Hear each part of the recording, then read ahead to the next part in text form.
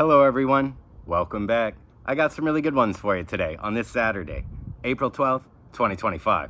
A lot's been going on with these markets, especially with regard to this tariff drama that's been unfolding. That's what we're going to be focused on for today's video. I'm going to try to explain to you guys exactly what's going on. I know it's confusing out there. I know anytime you go on to YouTube or wherever you're getting your information, it's just like, whoa, how do I synthesize this? How do I build a framework for really what's going on? What is Trump's strategy really? Like, what is his economic policy? Somebody tell me. And why are markets having such an adverse effect to it? Why is Trump insisting it's a little short-term pain for long-term gain? What is Trump really trying to do here?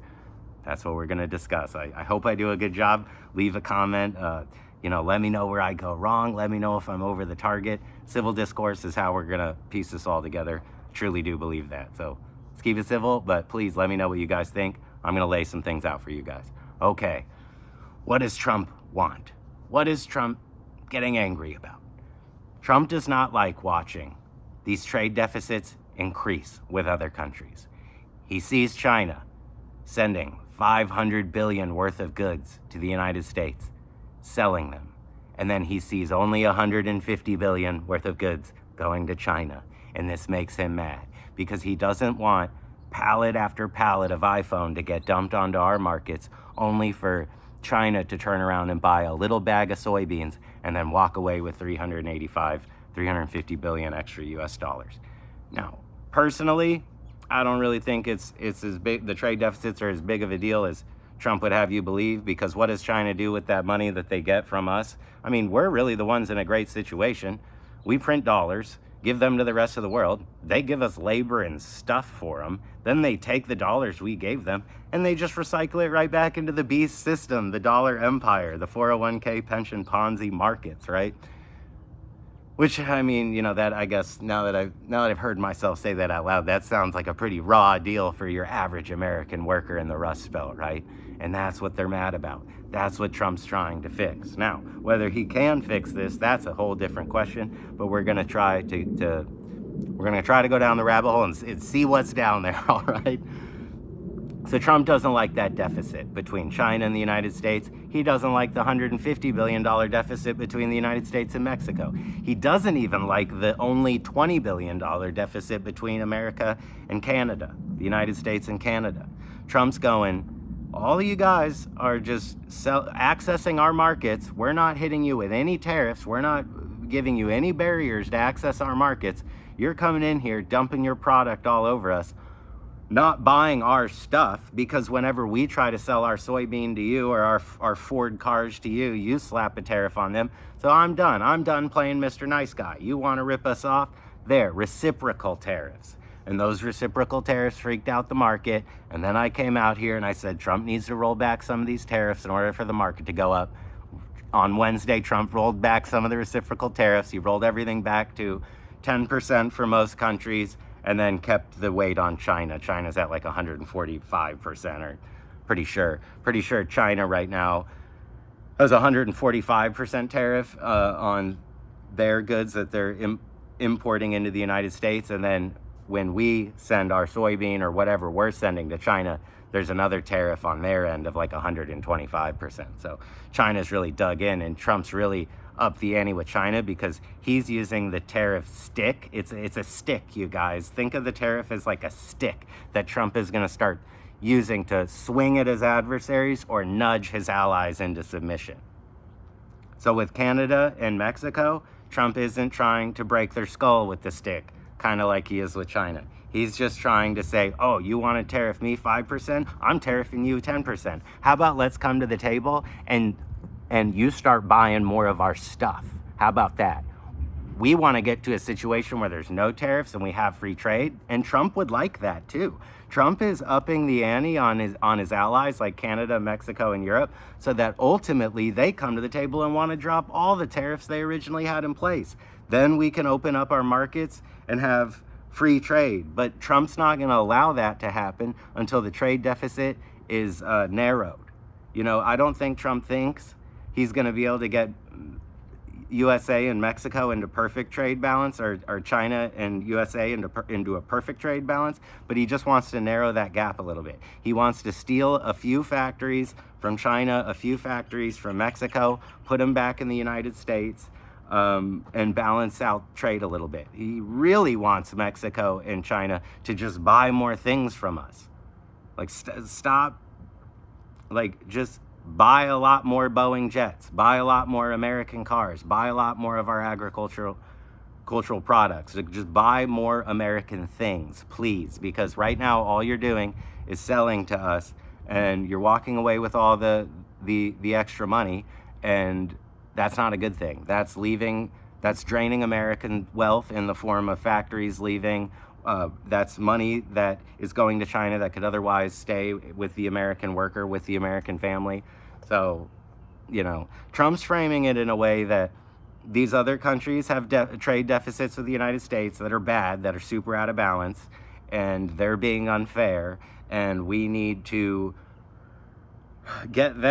pressure them into buying more of our stuff. That's an easy win. That's like the short-term win. And then ultimately, we also want to get into a situation where we're repatriating some of our manufacturing for like national security reasons too. Like, imagine we go to war with China, and normally you take a car factory and you can just refit it into a tank factory. Like, that, the roadmap to that's not as difficult to do. You can just like repurpose your manufacturing base for a war. But if we don't have a manufacturing base, we're screwed. If we don't have steel and we're trying to build ships to go to war with China and they have all the steel, like, we're screwed. And so that's another reason why Trump would like to repatriate some of this manufacturing. He'd cite like national security reasons. So he doesn't like trade deficits, and he doesn't like the manufacturing base being completely out of the country. He would say the backstabbing globalists stripped out our country and sent the factories all overseas, and now we're just left with a hollowed out services economy. And if we end up in a war with somebody, like, we're not going to even have the resources we need to produce things for the war. So, he gets in your head. He starts to kind of like freak you out. He wants Canada and Mexico to just drop all tariffs, bend the knee, seal up the border, stop the flow of fentanyl, come to the table, like, not penalize American companies for trying to access Canada or Mexico. So he wants Canada and Mexico to do away with any tariffs they had on our goods. And he wants ultimately to get back to a place where they're not dealing with any tariff and we're not dealing with any tariff.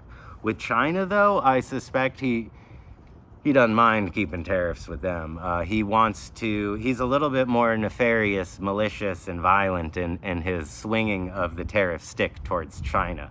So this is kind of an attempt to like box China in.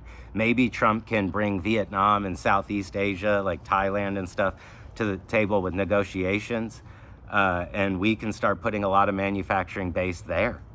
So Trump wouldn't mind to see a lot of factories leave China and just open right back up across, a couple borders away in, like, say, Singapore or something. Like, Trump wouldn't mind stealing a little bit of manufacturing from China and just putting it in Thailand or Cambodia. He would like to see that happen, with the overall goal, though, being that the manufacturing returns to the United States. But Trump's kind of using tariffs semi-violently to get Canada and Mexico to start acting right and start buying more from us, and then he wants to use them more violently against China. Problem is, guys, every time Trump swings the stick, whether it's to nudge Canada or bash China up the side of the head, it also bruises us. Trump is the mind of the country right now, setting the strategy and the wheels into motion. But we're the body. Like, I'm the U.S. citizen. You are very likely a U.S. citizen. If you're not, what's up? Welcome to the channel. What's going on, my brother? But maybe you're a U.S. citizen. We're getting hurt by this. Every time Trump slaps these countries with tariffs, he's slapping us with import taxes. So when he swings the club, when he swings the tariff stick, he hurts them. He strains relationships with them. He hurts us by making us pay more. He's hoping to get manufacturing back, but that's like, guys, put that out like 5-10 years. Really, in the short term, he's hoping to reduce those trade deficits. Maybe it'll work. Like, maybe we can get Canada and Mexico to buy some more from us. But how much can they even really buy? Like, does Mexico even have the ability to close the trade gap with the United States? No. I would argue Mexico could only maybe buy an additional 20 billion worth of stuff from us. So maybe they could get the trade deficit between US and Mexico down to like 100 billion or 120. It's at 150 right now. So maybe we could get it knocked down a little bit, but I don't think that we're going to get it to a perfect balance at all, like not even close. So in the meantime, too, the markets can't react to this stuff. I mean, they can. You're getting up is down, down is up. You're getting tossed around. Now, we can affirm that last week I was correct when I said Trump needs to roll back some of these reciprocal tariffs, and then we can see a rally in markets. We got that. Trump realized, oh my gosh, stock market's going to crash, bond market's going to crash, dollar's going to crash, which is not what they saw coming. I need to roll back some of these tariffs. That put a lot of money back into the markets. That's why on Wednesday we had a face-ripping rally, you know. But, you know, even as traders, that level of volatility is very difficult, you guys. Unless you're Goldman Sachs, who's able to put out a recession warning, buy their own stock, rescind the recession warning, send the stock to the moon, which that's happening, you guys. Trump's out there on Tuesday night telling people, buy the market. The next day, he pulls back the reciprocal tariffs. Market rallies. It's like, what timeline am I living in where Trump's like pumping, dumping the markets, right? So, guys, if you're listening to me right now going, dude, this is still kind of confusing to me. Okay, fair enough. It's confusing for me too. And your political pundit who you're listening to after this video, he's going to give you a very confused answer too. Because the reality is, it's a stage. The world's a stage. Geopolitics is a stage. Everyone's got their tariff sticks out right now. Some are hitting each other in the ankles. Some are hitting each other across the face. Some are getting hit and running away. So, you know, maybe we hit Mexico with a bunch of tariffs and they just go find another buyer. Like, they just go, ow, that really hurt. And then they call on, you know, Brazil or somebody else. And they're like, do you want to act, you know, let's do business, because America's like hitting me and it hurts. And instead of bending the knee to them, I'm going to run away from them. Or maybe Mexico hits back harder. Or maybe Mexico comes to the table and says, yes, we're going to give you everything you want, Mr. Trump. We're even going to buy way more U.S. products. But then they can't actually follow through on that promise, you know? And maybe Trump says, I want to repatriate manufacturing and I'm going to get these companies to come back to the United States. But like, they don't, you know? So yeah, it's like, whoa, man. Market can't really get a handle on it. Up is down and down is up. We do know this, though. Trump can't keep coming out and swinging that hard, because anytime he hits our own allies with these tariffs, like really high tariffs, it just implodes his markets, you know? I mean, the same middle-class worker that he's trying to bring back right now is watching their 401k get beaten like black and blue. Like, we're talking 10-20% hit, you know, just to get the ball in motion for making America great again. So it's like hard to weigh the costs and benefit, right? It's like hard to know how other countries are going to react, what the knock-on effects of their reaction are going to be, what kind of other alliances are going to be forged, how much this is going to undermine the dollar's world reserve currency status, which is another thing. Trump's kind of trying to stop the flow of dollars out of the country to the rest of the world with these tariffs. Like, by slapping China with tariffs on their goods that they're importing to the United States, that's less dollars that are going to end up going back out to China. And when Trump inadvertently begins to stop the flow of dollars down the fiat global Ponzi, like, what are the knock-on effects of that, you know? Does the system begin to freeze up? The system that's dependent on the US dollar for liquidity and global trade? Like, so it's super hard to predict what the monetary effects are going to be, what the geopolitical effects are going to be, what the actual tangible tailwinds and progress you're going to see in trade are going to actually be. Like, guys, it's out of control. So, but what Trump wants to do is reduce these trade deficits and repatriate manufacturing. That's what he wants to do. And he's going to have you convinced that the trade deficit is like really bad, and he's going to have you convinced that protectionism and tariffs are the way to fix that. Now, the reality for if you were to just put 100 economists in a room and ask them, do you think tariffs are a good idea? 80-90% are going to say no. So right there, Trump's already kind of in the minority that thinks that they can push buttons and pull levers and micromanage things and really pull this off. Like that's realistically, guys, like the Trump admin camp, is in that camp.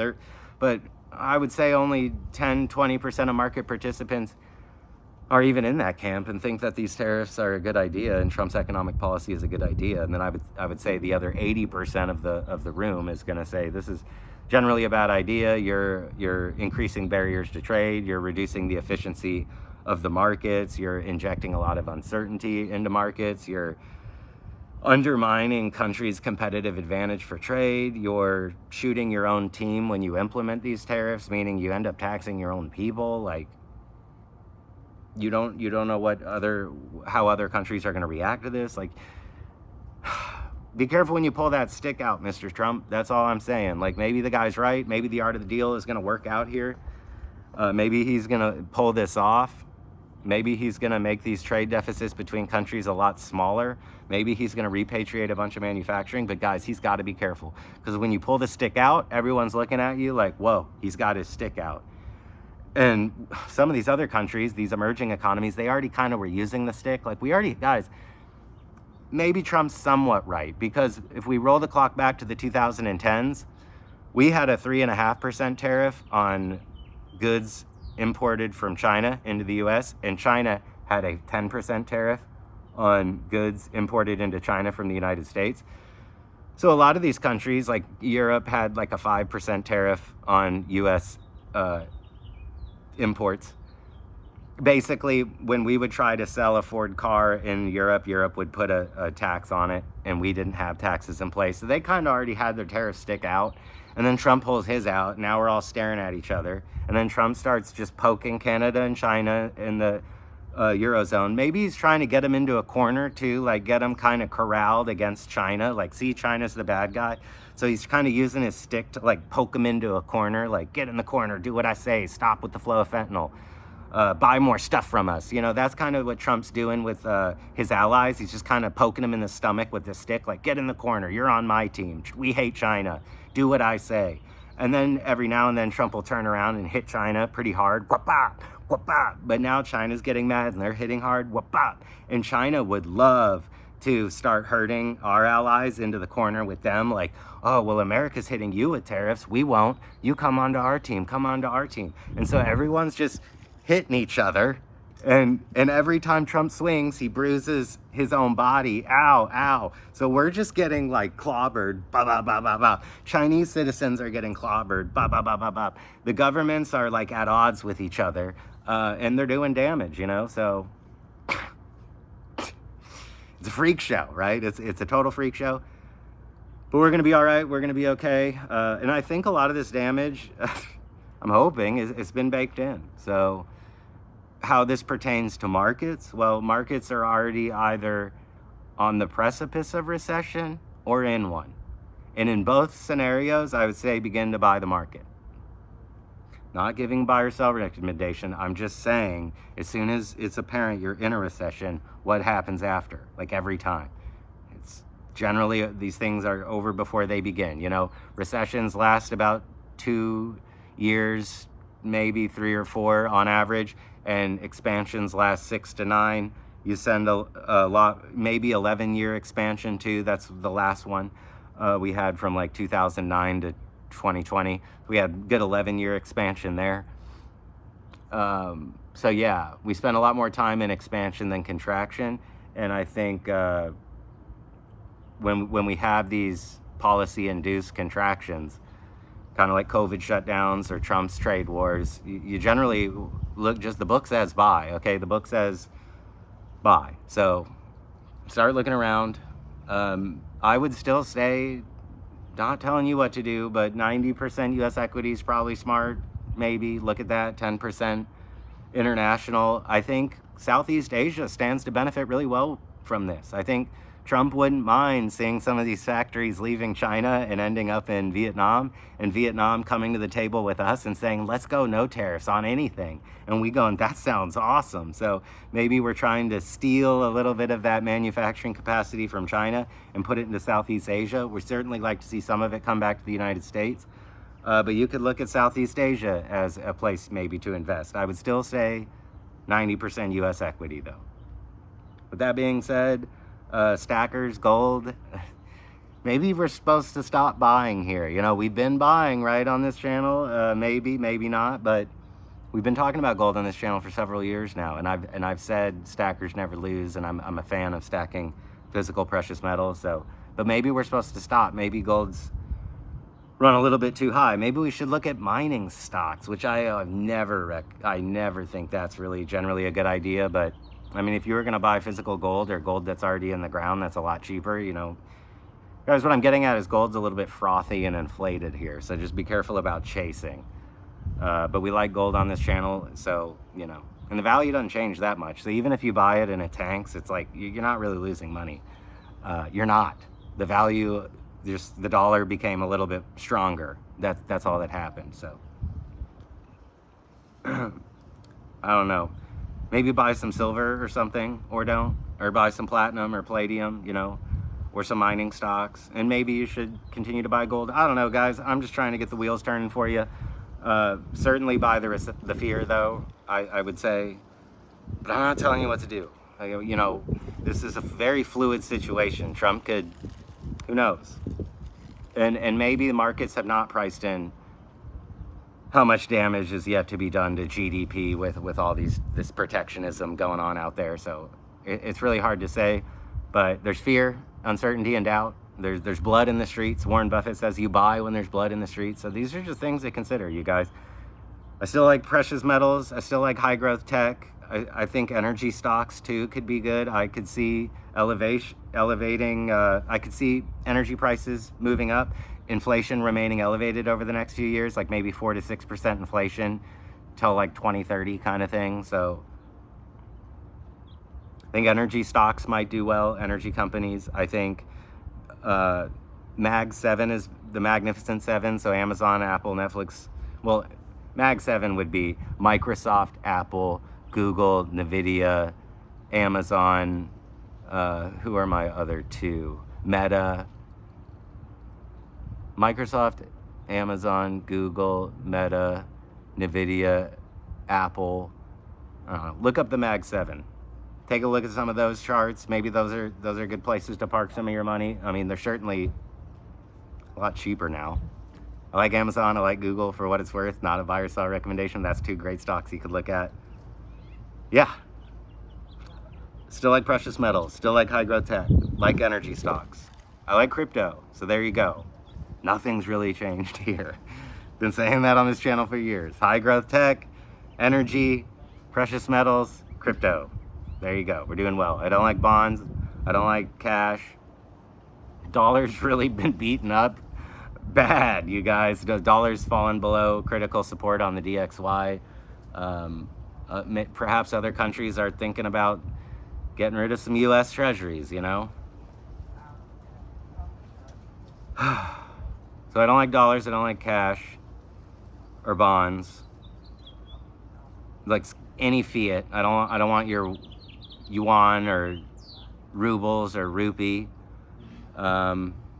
Yeah, no government issued fiat. Let's go with crypto and precious metals, and let's stay 90% U.S. equity, a good mix of high growth tech and energy stocks, and then maybe 10% international, like Southeast Asia or something like that.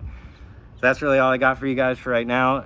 Do your own thing. Not a buy or sell recommendation. We all got to figure it out. I'm just a lowly retail trader like you, but I hope I kind of explained to you how the trade war is going and why I don't really like trade wars, and you know what Trump's overall strategy has been. You know, I hope I kind of laid that out for you guys. Hope this video finds you doing well. Like, subscribe, comment, share, whatever. You guys are awesome, and we're gonna just keep going. All right, thanks for hanging out with me. Till next time.